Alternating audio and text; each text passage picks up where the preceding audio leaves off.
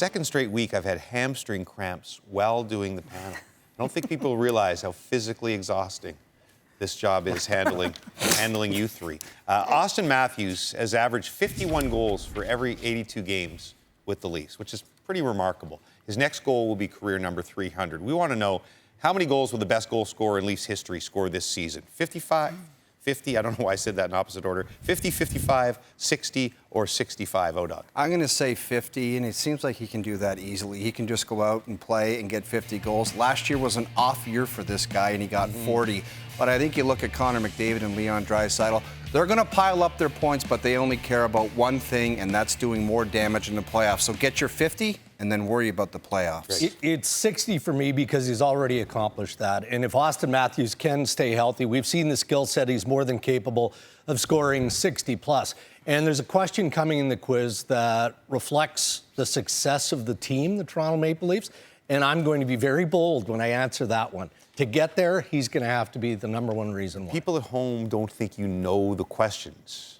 So, you know. You did a tease and showed all the questions. I showed two of them. Cheryl? 55. I'm going to split the difference here, 60 being his best, 40 being, one of his worst. And when you look at Auston Matthews, who had that lingering wrist injury, 12.2%, his worst shooting percentage to date. So I think he's certainly going to be stronger in that area. I'm going with 55 because I also think he's going to get some on the power kill. Right. I did give the power kill, yes. I did give away this question. Who will be the Leafs' #1 goalie by season's end? Will it be 26-year-old impending UFA Ilya Samsonov or 25-year-old rookie Joe Woll? Cheryl?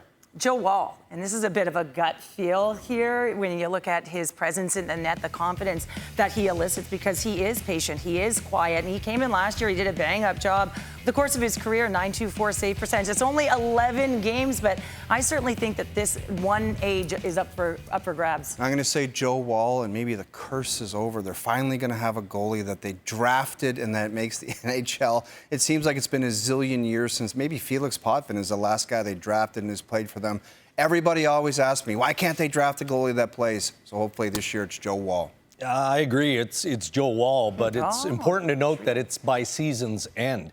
And I don't think that this is going to be because Ilya Samsonov gives up the net. This isn't a talent issue. I believe he's highly talented. This has more to do with questioning Samsonov's durability, his health. Fascinating, though, that all three of you don't pick the starter to be the starter come playoff time. I think this is what Dregs was alluding to. How many playoff rounds, we ask this every year, do the Leafs have to win for the season to be considered a success? This is a Quizmaster favorite. 2 rounds, 3 rounds, 4 rounds, also known as winning the Stanley Cup. Dregs?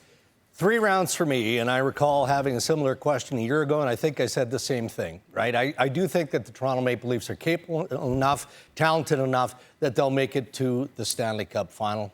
It's going to be tough, but they'll get there. 3 for me as well, Dregs. I think that is expected that they will get through 2 rounds. They were expected to beat Florida this year, so success would actually be winning the 3rd round for me. 2 rounds is considered a run. I mean, you get to the conference final, when everybody refers to that season, remember we went on that run? You got to win 2 rounds. Winning 1 round and getting to Florida and not getting the job done is not good enough. 2 rounds.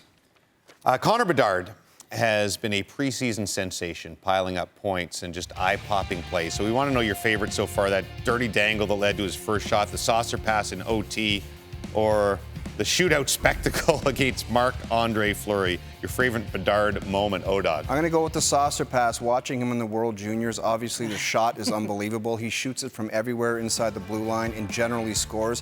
But this guy, the one thing I noticed about him, every time someone was open, he put it right on the tape, whether it be 5-on-5, on the rush, or on the power play. The open man, always on the tape with Connor Bedard. Dirty dangle, and very similarly in that game, that quarterfinal against Slovakia, the way he scans the ice. And in this particular play, again, it's showing the different layers to his game, knowing where the stick position, the toe drag, the edge work, all of it. And then, of course, getting the shot, finding that shooting lane, quick release, getting it to net, the dangle. I mean, the skill is incredible. The shootout spectacle for me for a couple of reasons. It's the stick-to-itiveness of Connor Bedard. It's the special skill set. He's trying to drag this through his legs.